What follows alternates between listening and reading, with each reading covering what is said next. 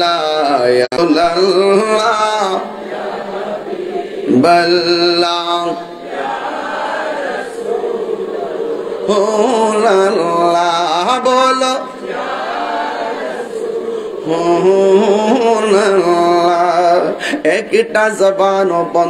একটা জবান বন্ধ রাখবেন না। এই গরম যে লাগতেছে আল্লাহ দেখে কি দেখে না? কপালের ঘাম যে ঝরতেছে, রাতের বেলা অনেকে যে না খায়া ঘন্টার পর ঘন্টা বসে আছেন, আমার আল্লাহ দেখে কি দেখে না? বন্ধুরি, এই ঘামের ফুটাগুলো মিজানের পাল্লায় আল্লাহ নেকি বানায়া তুলতে পারে। এই মাহফিলে 1 টাকা দিবেন, আল্লাহ এটা নেকির পাল্লায় তুলে ফেলবেন। গাম জড়াই আজকে অনেকগুলা ভলান্টিয়ার দেখলাম, পুলিশ প্রশাসন দেখলাম, স্বেচ্ছাসেবকের মতন পুলিশ ভাইরা কাজ করতেছে। ও বন্ধুরি, সবগুলো মানুষের ভালোবাসা আমার নবী দেখে কি দেখে না? আমার নবী দেখার ক্ষমতা আছে না নাই? কেমনে ক্ষমতা আছে? ক্বালান নবী সাল্লাল্লাহু আলাইহি ওয়াসাল্লাম, ইন্নাল্লাহা যাওয়ালিয়াল আরদা ফারাইতু মাশারিকাহা ওয়া মাগারিবাহা। আমার নবী, আপনার নবী বলেন, এই পৃথিবীটার পূর্ব থেকে পশ্চিম, উপর নিচে আমার আল্লাহ রাব্বুল আলামিন আমার কাছে এত ছোট করে দিয়েছেন, আমি আমার হাতের তালুর মধ্যে সব দেখতে পারি। জোরে জোরে কি সুবহানাল্লাহ বলা যাবে না?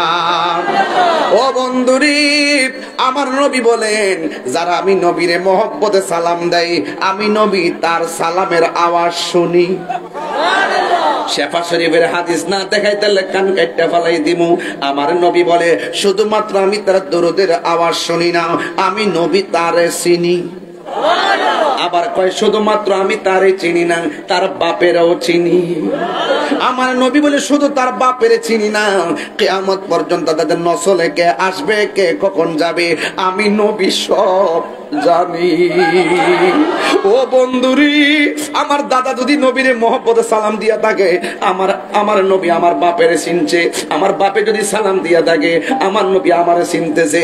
আমি যদি সালাম দিয়ে থাকি, আমার সন্তানরা আমার নবী চিন। এই জন্য সন্তান রে কইয়া যাইবেন, সন্তান রে, ও বাবা, আমি যদি ইমাম মাহাদিরে পাই, আমি কালিমা পয়রা বায়াত হইয়া যাব। তুমি যদি ইমাম মাহাদিরে পাও, তুমি বায়াত হইয়া যাবে ইমাম মাহাদি আলাইহিস সালামের কাছে। এইভাবে ওসিয়ত লাগাইয়া দিয়া যাইবেন, কিয়ামত পর্যন্ত লাগাইয়া দিয়া যাইবেন। এমন হতে পারে বাক্যের চাক্কা এমন করে যাবে, আপনার এই সিলসিলা আর নিয়তের কারণে আপনার জীবনের গুনাহ মাফ করে আপনাকে আল্লাহর বান্দা থেকে আল্লাহর বন্ধু বানায়া দিতে পারি। আর জবান খুলে কোন পারে কি পারে না? বন্ধু, কি দিয়া নবী চিনাইতাম? সাহাবায়ে কেরামরে জিজ্ঞেস করি, তোমরা নবীরে কেমন ভালোবাসতা? সাহাবায়ে কেরাম বলেন, আমরা নবীরে এমন ভাবে ভালোবাসতাম, যখন নবী উযু করত আমরা নবীকে বলতাম, সাহাবীরা আমার নবীরে বলতেন, ও নবীজি, আপনি উযুর পানিটা শুধু ফেলবেন না, আপনি উযুর পানির সঙ্গে কিছু কাশ মোবারক ফেলবেন। সাহাবায়ে কেরাম নবীর কাশ মোবারকটা হাতের মধ্যে নিলেন। নবীর কাশ মোবারক হাতে নিতে হবে, কোরআনে নাই। নবীর কাশ মোবারক হাতে নিতে হবে, হাদিসে নাই। নবীর কাশ মোবারক হাতে নিতে হবে, আজমাতে নাই। নবীর হাত মোবারক হাতে নিতে হবে, কিয়াসে নাই। এই জন্য কিছু জিনিস আছে এখান থেকে হয়, আর কিছু জিনিস আছে এই জায়গার থেকে হয়। এই জায়গাটা হলো আকলের জায়গা, আর এই জায়গাটা হলো প্রেমের জায়গা।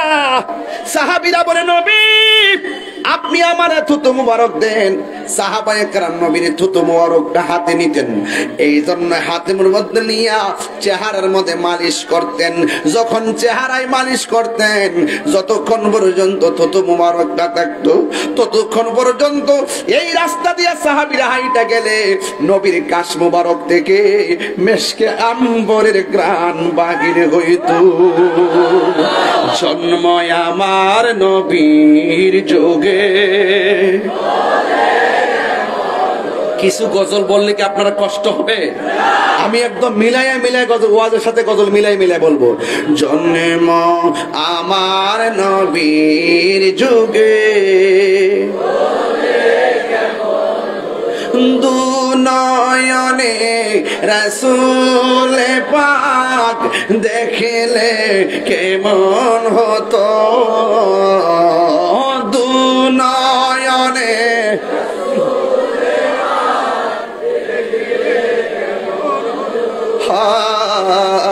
জন্ম এর যুগে আসিত বেশে হজরতে বেলালের মধুর আজান। বেলালের কি চেহারা খুব সুন্দর ছিল?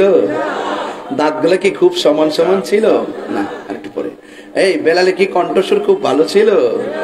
এত সুরও নাই, চেহারাও নাই, দাঁতও নাই, চামড়াও নাই, দাঁতও উঁচা উঁচা। এরপর হলো ইসলামের প্রথম মুয়াজ্জিন। রাসূল বলেন, বেলাল, আমার পিছনে যেই লোকটা সর্বপ্রথম জান্নাতে ঢুকবে এই লোকটা হলো তুমি বেলাল। এটা কি টাকার জোরে, চেহারার জোরে, সুরের জোরে নাকি প্রেমের জোরে? এই জন্য বলি রে শারাস্তিবাসী, নবীর প্রেম যে কি জিনিস। আরে বেটা, নবীরে জানার চাইতে ভালোবাসো, কত হবে হাসরের ময়দানে। কত হবে, চ্যালেঞ্জ করে দিলাম, কত হবে হাসরের ময়দানে। যেই নামাজ ছাইড়া দিছি যদি আল্লাহ ধরে, দুজকে তখন লাগবো ঘন্টার পর ঘন্টা না, বছরের পর বছর। কতক্ষণ না গেলে গা? আরে ওই সময় আল্লাহর হাবিব যখন দেখবে ইমানদার গুলো আমলের কারণে ধরা খেয়ে গেছে, রাসূল তখন সিজদা দিয়ে বসে থাকবে। আল্লাহ বলবে, ইয়া মুহাম্মদ ইরফা রাসাকা ওয়াসাল তুতা, আপনি আমার কাছে চান আমি দেব, ওয়াসফা তুসাফা, আপনি সুপারিশ করুন আমি আল্লাহ আপনার সুপারিশ কবুল করিব।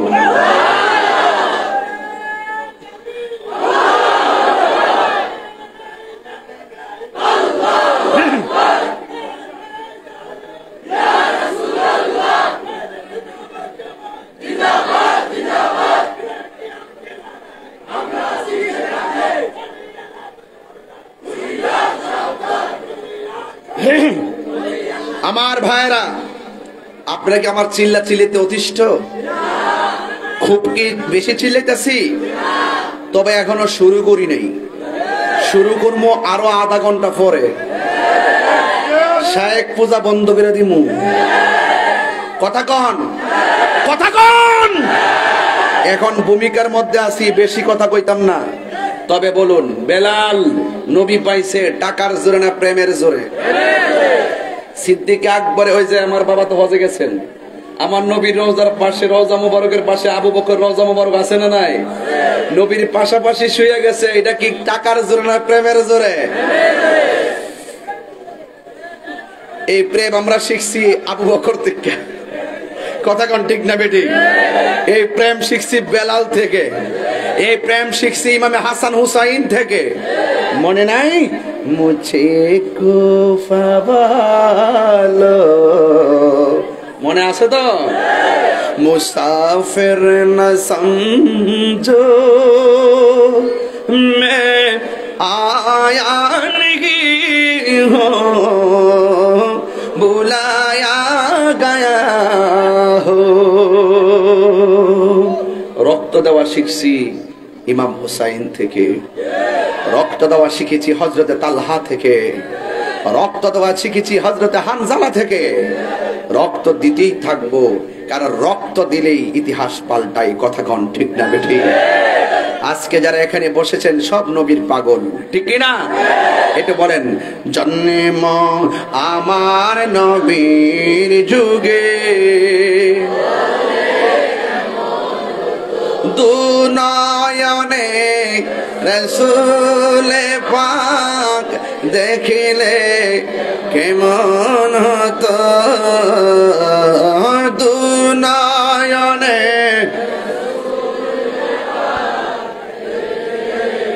এমন হতো, জন্ম আমার নবীর যুগে।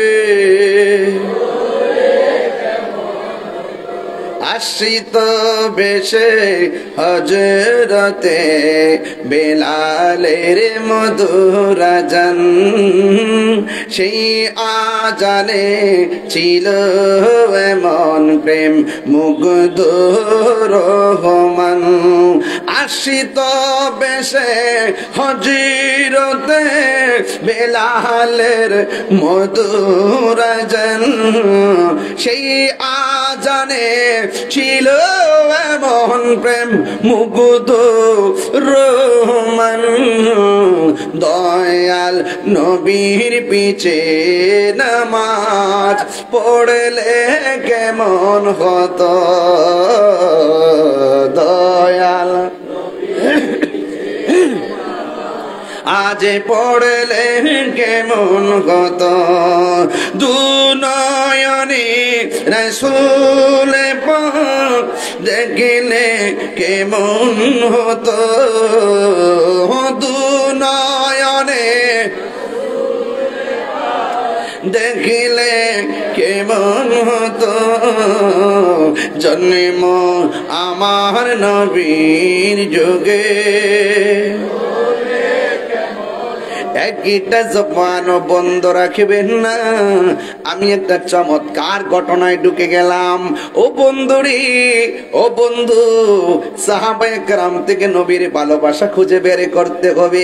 একটা সাহাবী যার চেহারাটা বেশি সুবিধাজনক নয়, একটা সাহাবী যার সুরটা তেমন বেশি ভালো নয়, কিন্তু আল্লাহ পাক তো কাহারো চেহারার দিকে তাকায় না, আল্লাহ পাক কাহারো ড্রেসের দিকে তাকায় না, আল্লাহ পাক তাকায় মানুষের অন্তরের দিকে। অন্তর্যামী হলো একজন, জবানটা খুলে বলো তিনি কে? ওই পাগলা শুধুমাত্র একটা কথাই, কুল হুয়াল্লাহু আহাদ আল্লাহুস সামাদ লাম ইয়ালিদ ওয়া লাম ইউলাদ ওয়া লাম ইয়াকুল লাহু কুফুয়ান আহাদ। এই পাগলার মুখ দিয়া শুধু একটা কথা, আল্লাহ আল্লাহ আল্লাহ আল্লাহ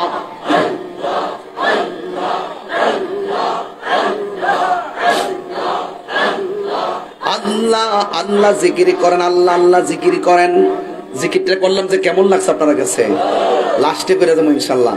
আল্লাহ আল্লাহ জিকির করে, আল্লাহ আল্লাহ জিকির করার পরে এক লোক কয় সাবধান, এই জায়গার মধ্যে আল্লাহ আল্লাহ জিকির চলবে না। ওই পাগলা ডাক দিয়া বলে খবরদার, জীবন দিয়ে দিব কিন্তু আল্লাহর জিকির বন্ধ করব না। আপনারা জবান খুলে বলেন, এই মুহূর্তে যদি কেউ আসে আমরা কয় আল্লাহর নাম নেওয়া যাবে না, কেউ যদি বলে লা ইলাহা ইল্লাল্লাহ পড়া যাবে না, কেউ যদি বলে মুহাম্মদুর রাসূলুল্লাহ পড়া যাবে না, পড়া যাবে না, আপনারা কি তার কথা মানবেন? আর জোরে কোন তার কথা মানবেন? বন্ধু, আমরা এই কথা মানবো না। এই কথাগুলো আমরা সাহাবী থেকে পেয়েছি। যুগে যুগে সাহাবীরা গায়ের রক্ত জড়াইছে, কিন্তু এদের কথাই কর্ণপাত করে নাই। জীবন দিছে, জান দিছে, মাল দিছে, এরপরও কাফেরদের কাছে মাথা নত করে নাই। এই সমস্ত জিদের কথাগুলো, এই সমস্ত প্রেমের কথাগুলো আমরা সাহাবী থেকে পেয়েছি। বন্ধু, ওই সাহাবী যখন আল্লাহর জিকির করে, তখন সাহাবীকে মারধর করার পরও জবান থেকে আল্লাহর জিকির সরায় না। এমন ভাবে গরম ভাবে লোহাগুলো, এমন ভাবে মাসুল টানিগুলা লোহাগুলা গরম করেছে, এমন ভাবে গরম করেছে, গরম করে করে তার পিঠের মধ্যে লাগাইয়া দিছে, কিন্তু সে আমার আল্লাহর জিকির বন্ধ করে না। এবার তার জিহ্বার ভিতরে লোহাটা গরম কইরা এই লোহাটা লাগাইয়া দিছে। এরপরে জিজ্ঞাসা করে, তুমি আল্লাহর নামটা ছেড়ে দাও। সে বলে, না না, আমার জীবন দিব আল্লাহর নাম ছাড়বো না, আমার জীবন দিব আমার নবীর নাম ছাড়বো না। লোহা গরম কইরা জিহ্বার ভিতরে লাগাইয়া দিছে যেন আল্লাহর নাম নিতে না পারে। এরপরে তিনি আল্লাহ আল্লাহ জিকির করে চিৎকার মাইরা কি আল্লাহু আকবার বলা যাবে না? আর আইয়ুব নবীর কথা মনে হইয়া গেছে। আইয়ুব নবী বলে, আল্লাহ আমার অল বডিটারে পুরাইতে পুরাইতে পচাইতে পচাইতে হাড্ডি পর্যন্ত পচাইয়া দাও, আমার কোনো আপত্তি নাই, শুধুমাত্র আমার জিহ্বাটারে তুমি ভালো রাখবা। কই কেন? কই এই জিহ্বা দিয়া যেন তোমার নামের জিকির করতে পারি। জোরে জোরে কি সুবহানাল্লাহ বলা যাবে না? বন্ধু, ওই পাগল জিহ্বার ভিতরে লোহা গরম কইরা লাগাইয়া দিছে, ডাক দিয়া বলে, তুমি আল্লাহর জিকির করবা না? এই লোকটা বেশি বেশি কইরা জিকির করে। একটা কথা মনে রাখবেন, টাকা দিলে কি আপনারা ঈমান বিক্রি করে ফেলাইবেন? আর জোরে কোন বিক্রি করে ফেলাইবেন? কান্দেন বন্ধুরা রে আমার, ও আমার শাহরাস্তির বাবারা, ও আমার অষ্টগ্রামের বন্ধুরা রে,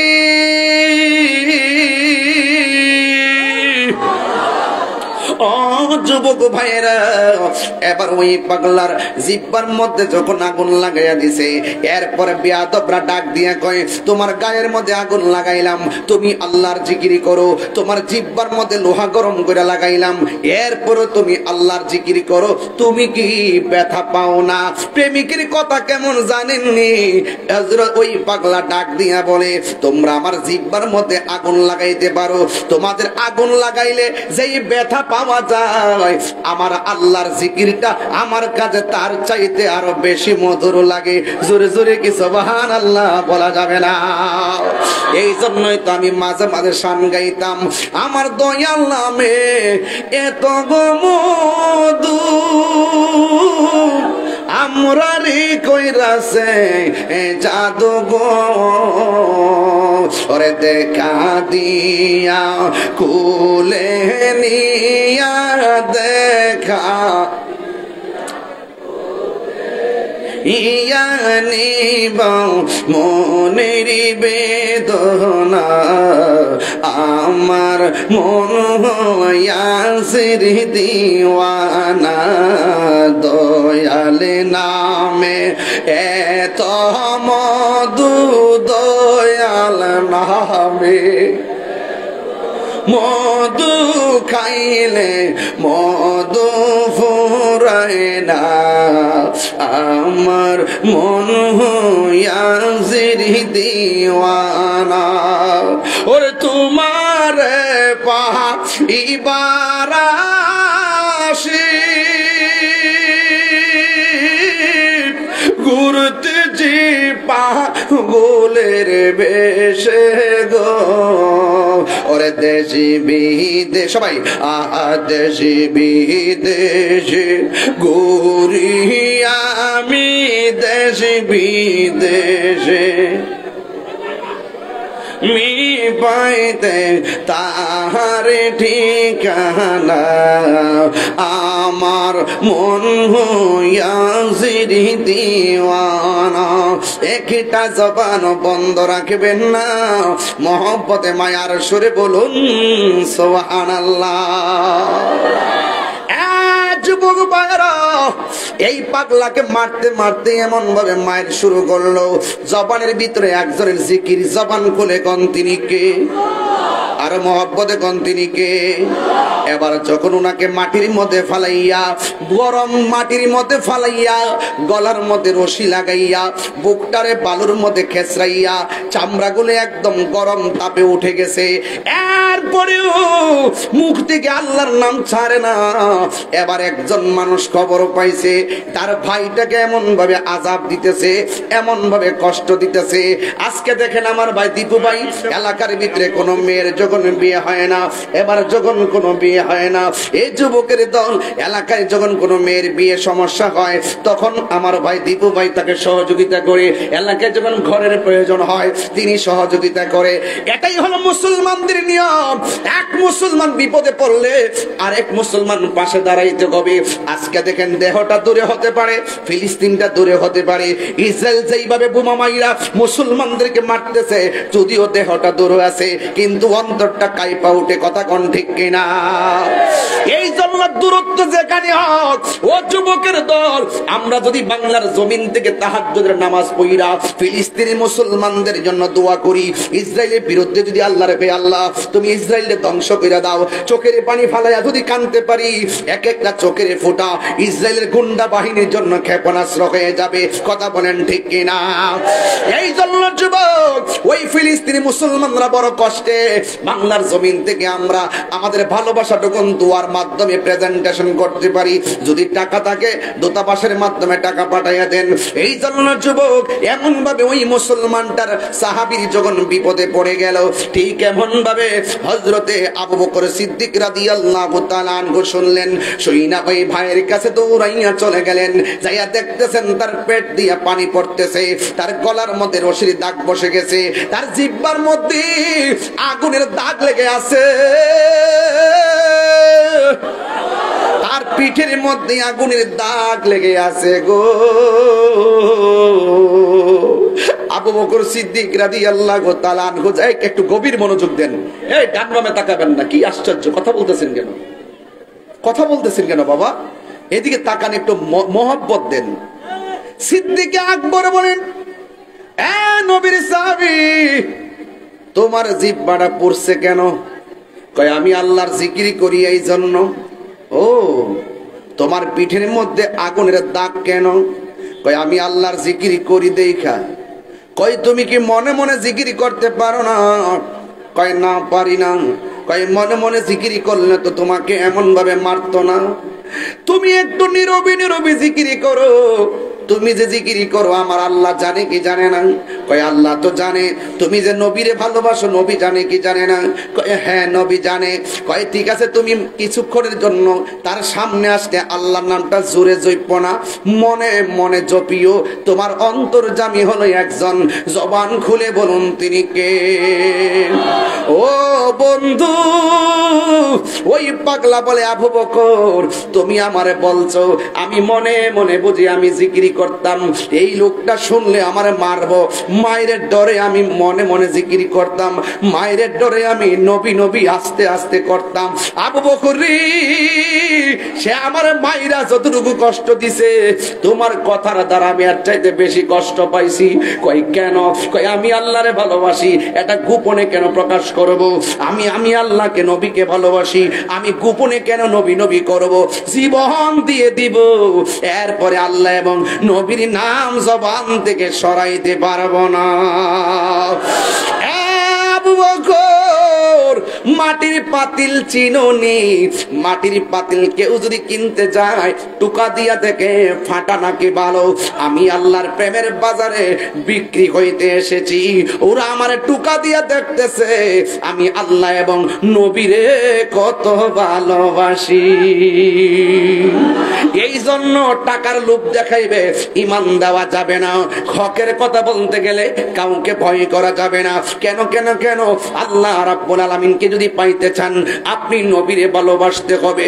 সিদ্দিক আকবর ডাক দিয়া বলে, ভাই রে, আমার ভাই বেলালকে মাইরেন না, আমার বাইরে একটু আজাদ কইরা দেন। কয় কেন? কয় এই কষ্ট ওর সহ্য হয় না। কয় যদি আজাদ করতে হয় টাকা লাগবে। সিদ্দিক আকবর বলেন, আমার সব টাকা জিহাদের রাস্তায় ব্যয় কইরা দিছি, আমার গায়ের মধ্যে একটা চাদর আছে, যদি পারেন আমার ভাইটাকে চাদর দিয়া মুক্ত করে দেন। যদি পারেন চাদর দিয়া মুক্ত করে দেন। এবার চাদর দিয়া মুক্ত করে দিল। এবার আমার বেলালকে সিদ্দিক আকবর নবীর কাছে নিয়ে গেল। যাইয়া ডাক, আল্লাহু আকবার জোরে হবে, যাইয়া ডাক দিয়া কইয়া রাসূলুল্লাহ, নবী গো,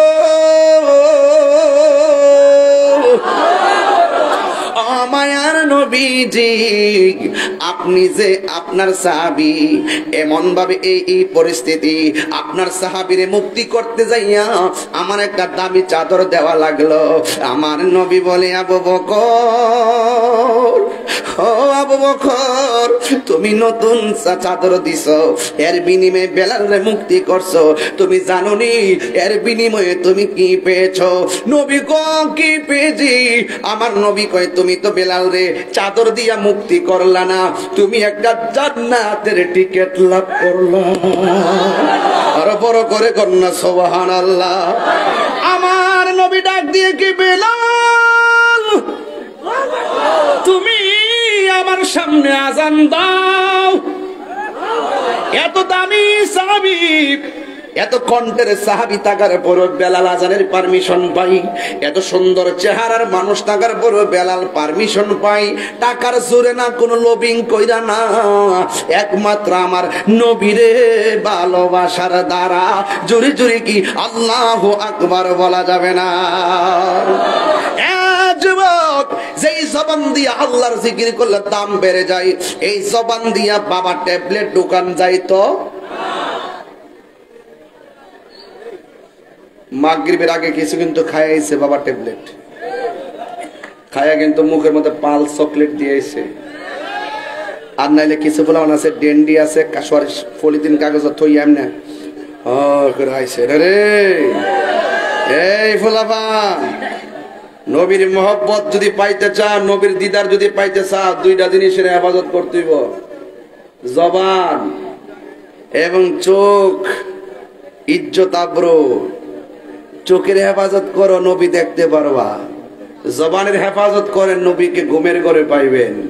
যেই জবান দিয়া ডাকলে নবী রাজি হয়, সেই জবানে বাবা ট্যাবলেট দোকান যাইতো দৈন্তান্ন না মদিনার নৌকান না নাকি কি নৌকেন না দৈন্তান্ন নৌকেন না।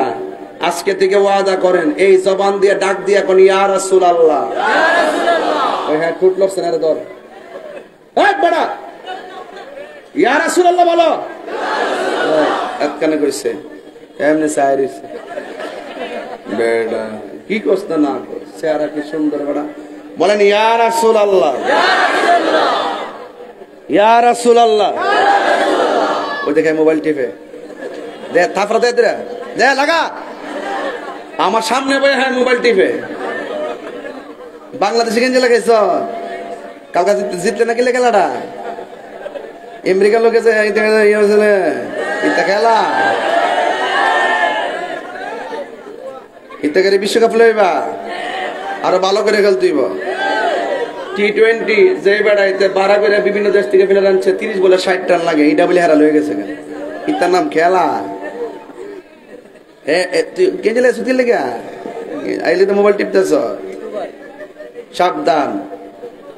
বাবার ট্যাবলেট খাইবা, হ্যাঁ বলেন বন্ধ। ওই দেখ ওই দেখ টুট লড়ছে না, বন্ধ। ঠিক আছে আগ কয় বন্ধ। অন্য কেবে ওয়াজ আজকে বাড়িতে নিয়ে যেতে কইতাম না, বাড়িতে নিতে ওয়াজ। বেলাল নবীরে ভালোবাসছে, জানের চাইতে কম না বেশি। মায়ের খাইলে কি ইমান বেচালন লাগবো? ডলার দিলে কি কালার ফান্ডার লাগবো? ডলার দিলে কি আমি নবীর বিরুদ্ধে গালি দিব? আর নবীর বিরুদ্ধে এত সোজা কথা কমু? প্রয়োজনে জীবন দিয়া দিব। হাত তুলে বলো ঠিক কি না বলো। কিন্তু ইমান দিতাম না, শুরু করছি না। তবে একটা কথা, আগে ওয়াজ সামাজিক ওয়াজ কিছু ছাইরা লই, সামাজিক ওয়াজ কিছু ডাইলা লই। চা তো ডালছি, অন ওয়াজ ডাইলা লই। বলেন বাবা, হ্যাঁ গো বাবা খাইবে নাকি তা? বন্ধ। এই আজকাল ঠিক আছে বাবা, হ্যাঁ গো বাবা। আরে বন্ধ না কইবেন, তবে বাংলা বলছ না বাবা। এখন ঠিক আছে বাবা। নেশা, ইয়াবা, ফেন্সি, গাঞ্জা, ডেন্ডি, চুগলখুরি, মুনাফিকি, গীবত, সুদ, সুদ আসেনি রে বাজানো বাজান। সুদখোরের কারণে গরিব আরো বেশি গরিব হইতেছে। আর মানুষ এখন হাসতে হাসতে সুদ খায়। ইদানিং দেখছি বেডিয়ায় তো টেহা লাগা, হাজারে কত রে? হ্যাঁ 300, এটা বেশি গেছে 100। হাজারে কত? 10,000, 20,000 বলে ফাইজলামি পাইছ। এর লাগে তো লাইনটা দিই না, লাইনটা দিলে ওয়ার জায়গা আরেক লাইনে 10,000 বলে 20,000 ওখানে পুলিশ দা ধরাই দেবো। কিন্তু কই দিছি এটা যে ভয়ঙ্কর সুদখোর রে, ভয়ঙ্কর সুদখোর। অ্যাকশন অ্যাকশন ইসরায়েলের বিরুদ্ধে, এবারে কি সুদখোরের বিরুদ্ধে। বাজান সুদ খাওয়া আর মুদ খাওয়া, বাজান পাউডার দিয়ে কয়া যায়। বাজান সুদের টেহা দিয়া 10 প্রকারের আইটেম দিয়ে খাবার দরকার নাই। সুদের টাকা দিয়া 50 প্রকারের জামা কাপড় কিনা দরকার নাই। সুদের টাকা দিয়া 20 তলা বাড়ি করার দরকার নাই। দরকার হয় টিনের ঘরে থাকবো, দরকার হয় শুটকির ভর্তা দিয়ে ভাত খাবো। কিন্তু সুদ খাওয়া অন্যায়। কথা কন ঠিক কিনা? রাসূল বলছেন যেই ব্যক্তি সুদ খায় সে যেন নিজের মায়ের সঙ্গে জিনা করে। তাইলে আপনি কি কথাটা সাধারণ মনে করতেছেন? সুদ খাওয়া যে হারাম, এটা কি মোল্লার কথা না আল্লাহর কথা? তা আল্লাহর কথা মানবেন না মোল্লার কথা মানবেন? তাইলে আজকে থেকে ওয়াদা করেন আমরা নেশা করব না। আরো জোরে নেশা করব না। কারা কারা আমার লগে একমত আছেন হাত তোলেন জানি দেখি। সোজা করেন সোজা করেন। আমরা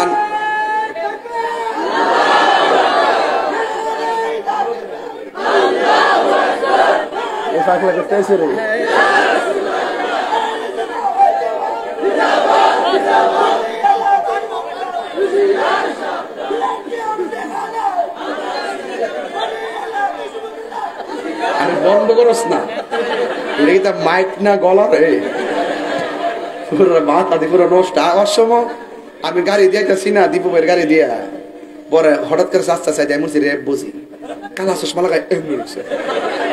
পরে ভাগ্য বলো আমার সামনে পুলিশ আছে, দিকে জান্ডা বাজছে, এমনি যে করছে না এনে করছে ওরা সাথে পুরো একটা আগুন হারুছে, ওন জায়গা দিয়ে পুরো সুন্নি যোদ্ধা। আল্লাহ পাক তার গলার মধ্যে আরো বরকত দুক, আমিন খন, আরো জোরে কোন আমিন। এদিকে ভাইরাল করে দিই, এদিকে নারে তাকবীর। শুনেন বাজান, শাহরাস্তি কিন্তু তাহির হুজুর নতুন না। আয় পাগলা কেন আছো? যা ঠিক আছে, দশ নে কাগজ কলম নে টিস্যু দা, মুখটা মুছ, যা পাগলা দিছি, তুলে দিছি বাজান, এত কষ্ট করছে তো ওটাই দিছি আর কি একটু। মারহাবা জোরে কন। তো আপনারা কোন নেশা করবেন? আচ্ছা এই ওয়াজটি কি খারাপ লাগতেছে? আমি কি তখন দর্শি মনে করুন? এবার চলেন, সুদ খাওয়া বন্ধ, সুদ খাওয়া, ঘুষ খাওয়া, পান সুরুটে পয়সা নষ্ট, যুবক নষ্ট মদে, কুসমাজে গেরাম নষ্ট, খাদক নষ্ট সুদে। পান সুরুটে পয়সা নষ্ট, যুবক নষ্ট মদে, কুসমাজে গেরাম নষ্ট, খাদক নষ্ট সুদে। টাউনে গুইরা ছাত্র নষ্ট, কীটে নষ্ট ফুল, অতি মায়াই বধূ নষ্ট, দুলাই নষ্ট চুল রে, হেলাই হেলাই কার্য নষ্ট রে। পুরুষ নষ্ট হাটে, খারাপ রাস্তায় গাড়ি নষ্ট, নারী নষ্ট পুষ্করিণীর খোলা ঘাটে রে, হেলাই হেলাই কার্য নষ্ট রে। ঠিক না বাজান? ও বাজান, রাসূল বলছেন আমি মেরাজে যাওয়ার পরে আমি দেখছি 3 শ্রেণীর মানুষ কবরের বেশি আযাব হয়। জোরে কোন কয় শ্রেণী বাজান? এই ছেলেরা এদিকে তাকা, কয় শ্রেণী বাজান? বেনামাজের জন্য 3টা শাস্তি ভয়ঙ্কর। 1 নম্বর শাস্তি হলো কবরের 2 পাশের মাটি আপনারে চাপা দিব, ডাইন পাশের হাড্ডি গুলো বাম পাশের ভিতরে ঢুকবে, বাম পাশের হাড্ডি গুলো ডাইন পাশের ভিতরে ঢুকবে। কবর আযাব এত ভয়ঙ্কর, আপনি হাজার চিৎকার দিল দুনিয়ার কেউ এই আওয়াজ শুনবে। আর 2 নম্বর আযাবটা হলো আরো ভয়ঙ্কর। দুনিয়ার আগুন যত বড় গরম, এর চাইতে 70 গুণ গরম একটা জাহান্নামের হাওয়া ঢুকবো। এই হাওয়া দিয়ে আপনারা এমন ভাবে আযাব দিব, ইচ্ছা করলে ফায়ার সার্ভিস দিয়ে নিভাইতে পারতেন না। এই আওয়াজ, এই আগুন ফায়ার সার্ভিস দিয়ে নিভাইতে পারবেন না বাবা, এই আযাব। 3 নম্বর হইলো কবরের ভিতরে সর্প দেওয়া হবে। এখন জবানটা খুললে কোন নামাজ আমরা চাই কি চাই না? আরো বড় করবেন, চাই কি চাই না? একমাত্র নামাজ মানুষকে অশ্লীল কাজ থেকে ফিরে রাখে। বলুন, যে ছেলেটা নামাজ পড়ে সে কি কোনোদিন বাবা ট্যাবলেট খাইব, নেশা করব? এই জন্য নামাজ মানুষকে যাবতীয় অশ্লীল কাজ থেকে বিরত রাখে। এই জন্য যুবক ভাইরা জবানটা খুলে বলুন, ওই নেশা থেকে বেঁচে থাকতে চাই কি চাই না? এক বেচার আমার হুজুর সুদের ব্যাপারে তো ভয়ঙ্কর ওয়াজ করেন, ঘুষের ব্যাপারে দিয়ে কোনো ওয়াজ করেন না। আসলে করা দরকার।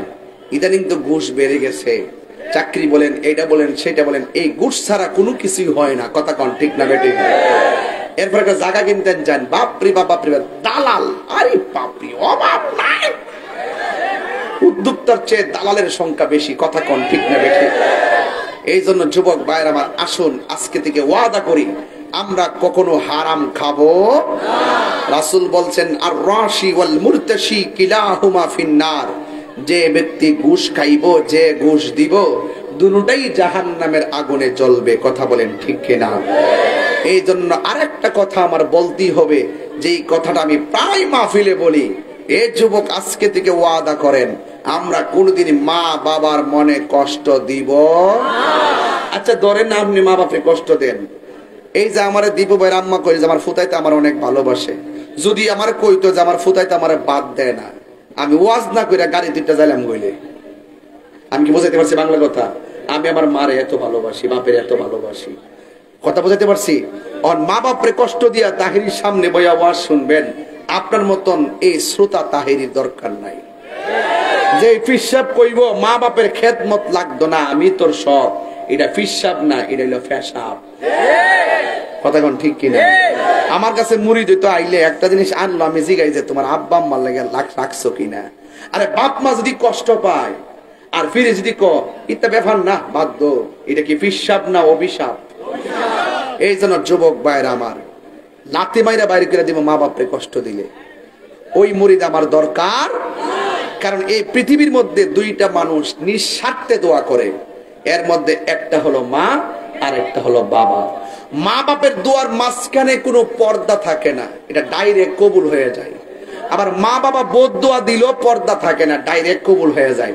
তাইলে খুব সতর্ক থাকতে হইব, কোন কথার দ্বারা মা যদি করে উফিওয়ালা, হাসান ভাই কি বলেন, উফিওয়ালা তান্নাহরহুমা, যদি মা বাপের ধমক দিছেন আর মা বাপ যদি ফুত্রে ফুত করলে কি, ফুত্রে ফুত করলে কি, হাত তুলা বোধ দোয়া দেওয়া লাগতো না, মুখটা দিয়ে যে দীর্ঘ শ্বাসটা ফেলাইছে, মনে রাখবেন আপনার জীবন দুনিয়াতেই ধ্বংস হয়ে যাবে।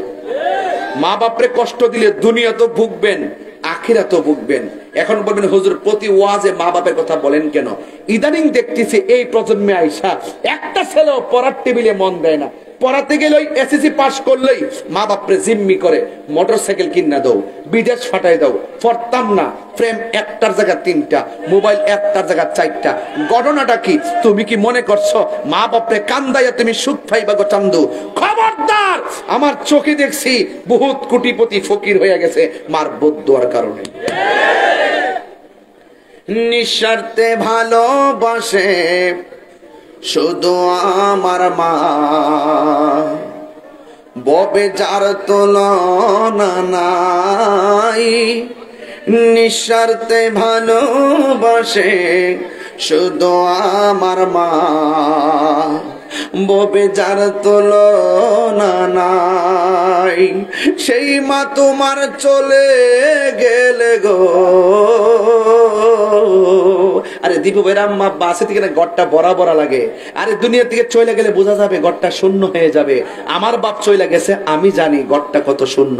একটা সিদ্ধান্ত একবার নিলে 5 বার ভুল হয়, আর বাপটা থাকতে হাজার চিন্তা করে একটা বুদ্ধি দিছে, এই বুদ্ধিটা এখনো বলবৎ আছে। কথা কন ঠিক না বেঠি? বুদ্ধি দেওয়ার লোক পাইতা না বাপ মা ছাড়া। এই বেটা হেই বেটা বুদ্ধি দিব, সব ধ্বংস হওয়ার বুদ্ধি দিব। আর বাপ মা যদি এক সময় কয় বউ গো, মা যদি বউ গো এত তেল দিও না, একটু কম দিয়ে রাইন দো, আর ডাক্তার কি বলে তেল খাওয়া বেশি ভালো না, আর তুমি বউ বলতেছ এই তেল দিতে আমার শাশুড়ি কিপটা, আমার শাশুড়ি কৃপন, আমার এই রান্না বান্না তেল দেওয়া দেখতে না, এটা উচিত নয়। মা বাপ সবসময় যে চিন্তাটা করে সন্তানের ভবিষ্যতের চিন্তাটাই বেশি করে। কথা কন ঠিক না বেটি? আর এই প্রজন্মে বউর আমল আসার পরে শুধু অপচয়, শুধু অপচয়, অপচয়। যেই সন্তান, যেই স্ত্রী তার সন্তানদেরকে ছোটবেলা থাকতেই ভালো ভালো দামি দামি কাপড় পরায়, ছোটবেলা থাকতেই 1 স্যান্ডেল জুতা থাকতেই 5 স্যান্ডেল কিনে নিয়ে আসে, যেই স্ত্রী ওই সন্তানদেরকে 1 ড্রেস থাকতে থাকতেই 5 ড্রেস নিয়ে আসে, সন্তানকে ছোটবেলা চাহিদা বাড়ায় দেয়, সেই বউ কোনো এক সময় সন্তান দ্বারা অবহেলিত হয়। কথা কন ঠিক না বেটি? এই জন্য সন্তানকে বেশি বেশি চাকচিক্য দেখাবেন না, সন্তানকে বেশি বেশি আপনি ব্যবহার শিখাবেন না।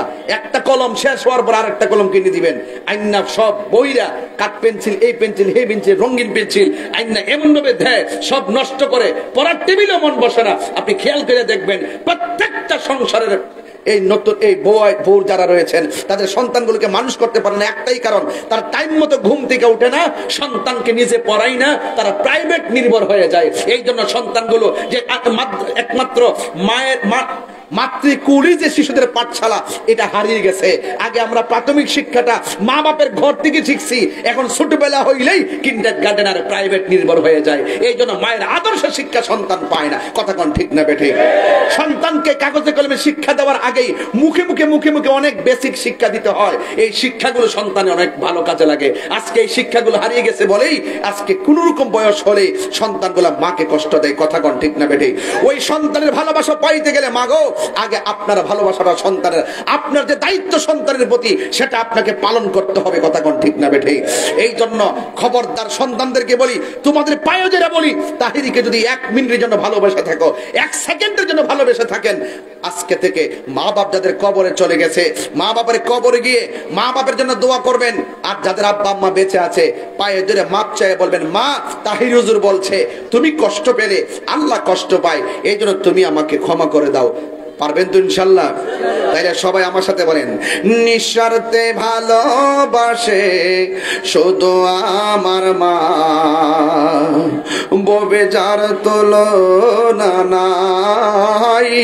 নিঃস্বার্থে ভালোবাসে শুধু আমার মা, ববে যার তুলনা নাই। সেই মা তোমার চলে গেলে গো, সেই মা তোমার চলে গেলে সার হইব কান্দন। এই জগতে কেউ হবে না মায়েরই মতো, এই জগতে কেউ হবে না মায়েরই মতো। এই সবাই, মা তোরা বোন কইর যতন, মা তোরা বোন কইর যতন, মা অমূল্য ধন। এই জগতে কেউ হবে না মায়েরই মতো। বাবা গো বাবা, বাবা গো বাবা, বাবা তুমি কেমন আছো ছোট মাটির ঘরে, তোমার কথারি হৃদয় মাঝে পড়ছে বারে বারে। বাবা গো বাবা, বাবা গো বাবা। আরে দীপু ভাইয়ের আব্বা আছে, আমার তো আব্বা নাই। আরে দীপু ভাইয়ের দাদা চলে গেছে মানে কি, ওনার আব্বার আব্বা চলে গেছে, ওনার বাবা তো সেই বাবার হারাইছে। আজকে সুন্দর মাহফিল দেখলে ওনার দীপু ভাইয়ের দাদাও তো অনেক খুশি হতেন। কথা কোন ঠিক কিনা? এটাই পৃথিবীর, যার চলে যায় সে বুঝে হয় বিচ্ছেদ কি যন্ত্রণা। এই দেখেন কত আদরে কত স্নেহ তোমার কাছে পেলাম, সব কিছু হারিয়ে আজকে নিঃস্ব হয়ে গেলাম। কত আদরে কত স্নেহ